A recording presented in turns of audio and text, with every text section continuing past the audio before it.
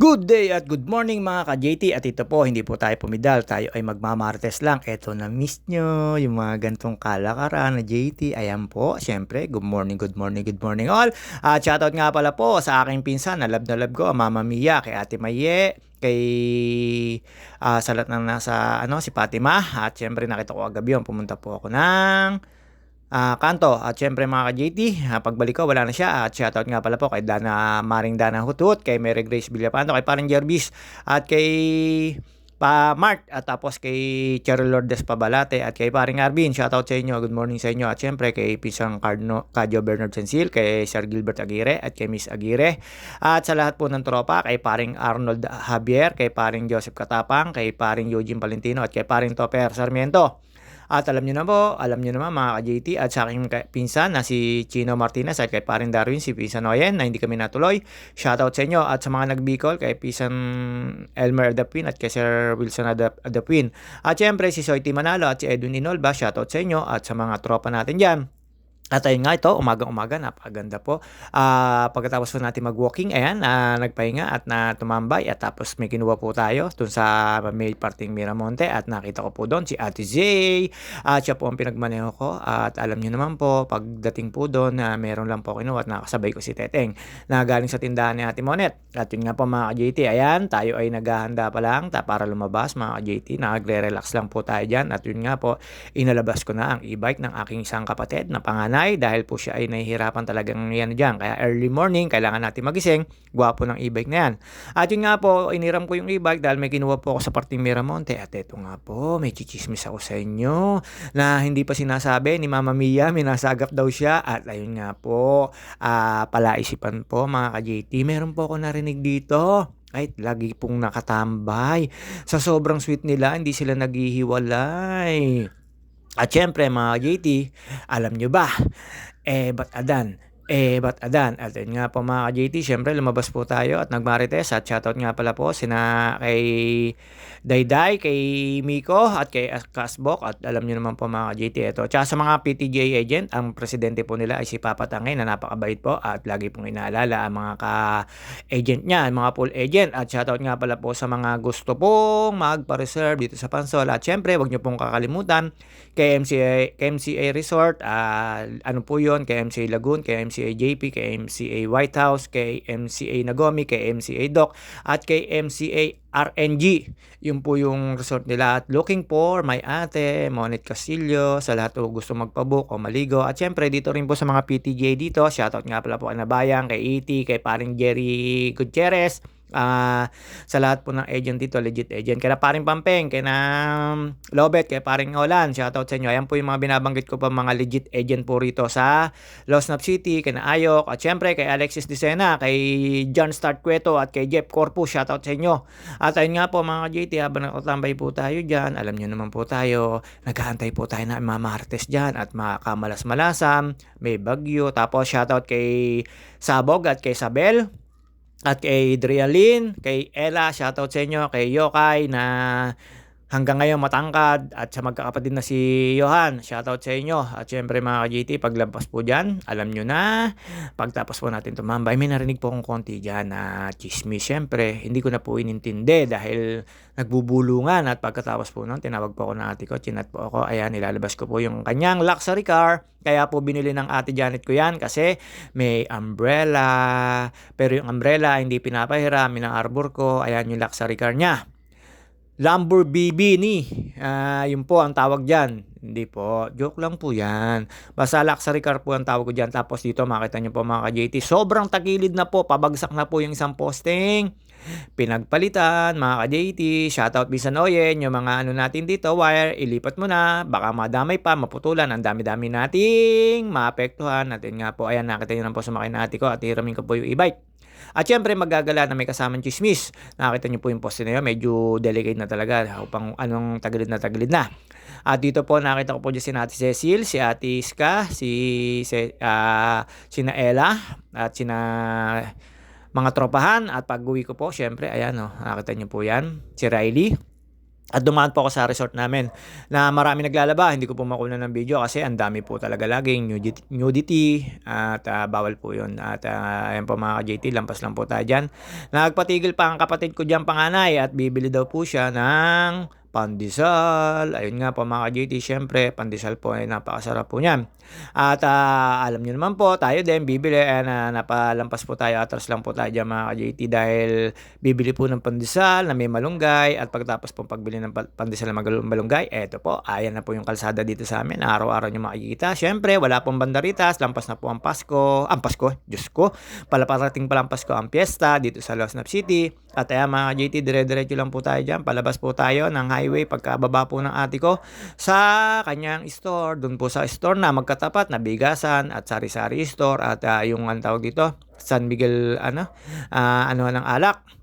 Sa kapatid ko po yung magkatapat na yan, makalampas po ng Riles pag galing po dito sa loob. Pero pag galing po sa highway ay bagong dumating ng Riles. At yun nga po mga JT, dito wala po tayo may chismis. At shoutout nga pala po sa mga hindi nakakawi dito sa Losnap City, sa mga seafarer at sa mga OFW. At kay Ate April at Ate May 14 na nasa ibang bansa na nagdudusa sa pagtatrabaho para sa pamilya at syempre mga ka-JT sa mga sumusuporta. Ayan po yung sinasabi ko sa inyo. Ayan, bukas na po isa kong kapatid. Yung blue na yan, na camel na yan, bigasan. Ito sa kaliwa na yan, ayan po yung sari-sari store. At syempre, shoutout nga pala po sa mga sumusuporta at naniniwala sa akin. At ayan, nakita nyo naman po, bagong gising tayo. At nagpapasalamat ako na ako'y nagising na medyo tanghalian. At alam niyo naman po mga ka-JT, medyo nasa highway po tayo. Ayan, at dire-diretso lang po tayo. Gamit ko po yung luxury car. Kaya pala po binili ni ate to,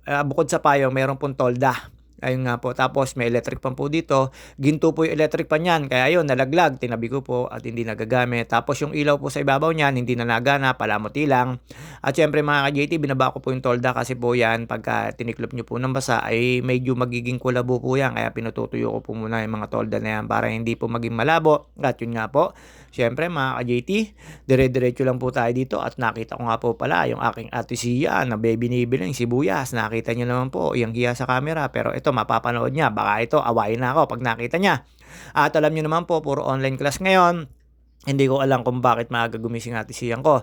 At nakita ko lang po siya kasi meron po akong pinuntahan talaga sa may party sa kanila. At National Road po yan. Pagka ay liko po tayo dyan. Dito po tayo pupunta sa Miramonte Village. At naalala ko po dito nung naglalaro kami sa pilota, nakabataan namin ni Arante Dimas. At alam nyo naman po mga ka-JT dito, ayan, medyo physical ang laro dito pero lahat sila sports lang, hindi naman po nakikipag-away. Basta ayan mga ka-JT, madadaanan po natin to mga Pool Legend din po yan. Ayan yung yung kanto na yan. Yung may mga blue na yan. Diyan po yung tambayan ng Pool Legend dito. Ayan si Teteng. Nakita ko po si Teteng galing sa bahay. At dito meron po akong kinuwang pipino, mga ka-JT, sa kakilala ko.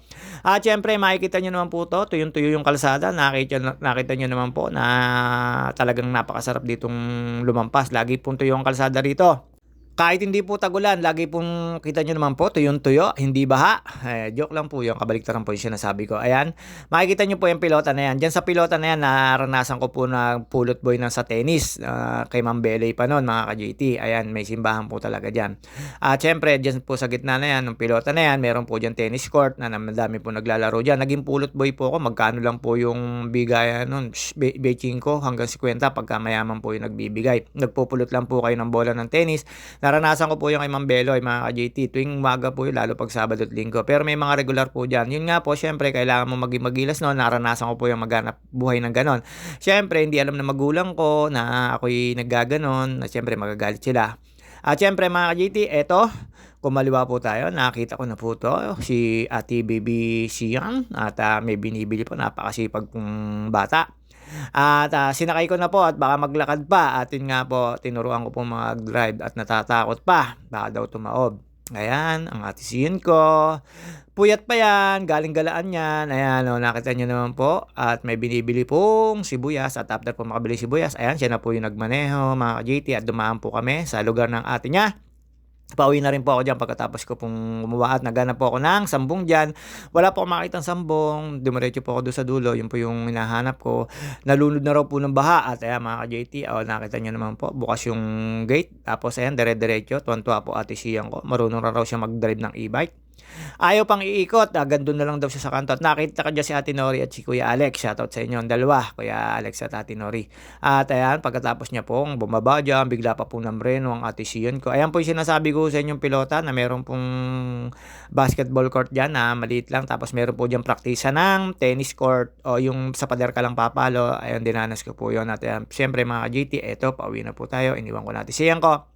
Sa ayaw nyo sa hindi, ayan po, kanina ko pa po tinutulak yan, kaya hindi ko lang po natulak sa angat yan. Gawa po nung jeep na pampasero, doon pa ho tumigil sa may lugar na yun. Kaya yun, medyo nahirapan po ako. At syempre mga JT, tinulungan ko na po yan si nanay. Lagi ko po nakikita yung tinutulak ko yan. Pagka po motor ang dala ko, maliban lang ho 4 wheels.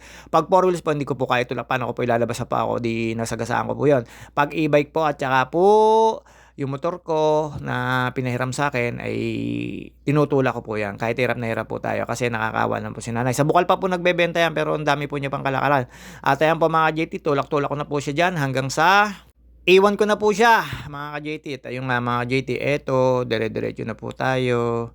Pauwi po tayo, may hinatid po tayo dyan nakasakay. At syempre, alam niyo mga kakilala natin na hinatid ko lang at merong batang kasama. At yan, diyan ko po nakita mga po legend na yan. Si Bandolf, si Scott Bryan, si E.T. at si Doc Ayok Palayok. Manggiyat. At yun nga, kinausap ko siya. Sabi ko, dalo kami kay Mr. Dicena. At yun nga po mga JT, pagkatapos ko po dyan, nakakita ko naman po yung kachismisan ko. Hindi, ang kachismisan ko talaga yung asawa, si Mamerto, na iniwan na ako, na sumuko na. Pero syempre, namimiss ko rin yun, si Mamerto. Lagi ko pong kaut-utan dila yon. Ngayon, ang naging kaut-utan dila ko na, my birthday, si Dayday, Roda San Valentin Miranda, happy birthday siya, belated happy birthday. Ayan, nakita nyo naman po, ang sipag, nagwawales. Chikadora din yan at after ko po doon, syempre pasok na po tayo dito at pagkatapos ko pong iparada ang aking motor, ang motor pa lang, ang luxury car ni Ate Janet, ay ayan po yung mga kabataan. Meron nun pong dumaan si Odeng at syempre nilampas ko po muna yung e-bike para po makadaan siya at yun nga po mga JT. Dumiretso po muna ako sa dulo at nagmarites. Pagdating po sa dulo, inantay ko lang po ang paglampas ng tricycle at ibaba yung pinamili ni na Odeng. At yun nga po tinanong ko kung merong shoe glue wala daw. Ayan si Ate Cecil, shoutout sa iyo. Sa kay Ingo, shoutout. At sa mga lahat ng tropa dyan, kay Kuya Andak, sa mga yan, matatanda kong tsuhinin na, mga ka-JT, pinsanin po ng nanay, tatay ko yon.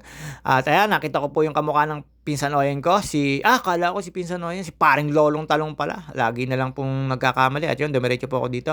Tumabi po ako, ayan, sinasabi ko sa inyo, isang legit full agent. Ayan, matutulungan nyo po yan, PWD na po yan, pero naghahanap buhay pa po yan, si paring Jerry. Yan po, lagi niyang dalang sidecar. Pagka nakita nyo po, pwede po kayo magtanong dyan sa legit full agent. Ayan, at syempre mga ka-JT, dito, dire-diretso lang po tayo, nagmarites po tayo sa dulo, at inaantay ko po lumampas talaga yung tricycle na yon. At pagkatapos po lumampas ng tricycle, mga ka-JT, at kinuha ko po yun, dinala pala ni Ate Lab yung kanyang labada na galing kay Ate Monet. Alam niyo naman po, syempre dito marami pong naghahanap buhay sa labada. At mga ka-JT, syempre hindi na po magtatagal ang ating video. At tayo po ay magpapaalam na din mga ka-JT. At ayun nga po, dito nagmarites tayo. Habang hinantay ko po madiskarga po yung laman yan para po pag ipanarada ko kasi charge ko po yung e-bike mga ka-JT. Gagamitin po namin magkapatid para mamili. At yun nga po mga ka-JT, syempre hanggang dito na lang po muna tayo na pagmamarites. Walay po tayo na imarites at zero kainitan, wala po mga kamarites ko mga ka-JT. At syempre mga ka-JT, ang JT sa kalam may masabi lang. At yun nga po mga ka-JT, babus. At ito po, see you on my next video mga ka-JT. At after po matapos ng tricycle, syempre si Batat